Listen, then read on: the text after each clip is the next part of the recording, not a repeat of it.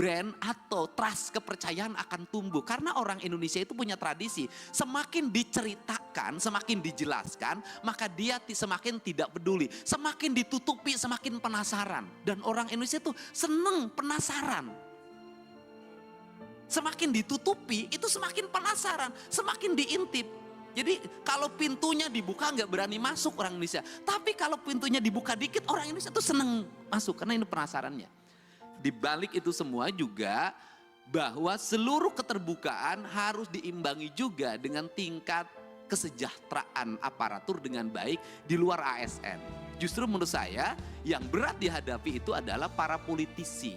Standarisasinya tidak ada, tuntutan publiknya kuat, resikonya tinggi. ASN itu ada standarnya, politisi itu nggak ada standarnya. Ini problem. Politisi itu nggak bisa membedakan mana gaji, mana operasional. Kenapa? Karena gaji dan tunjangannya adalah operasional.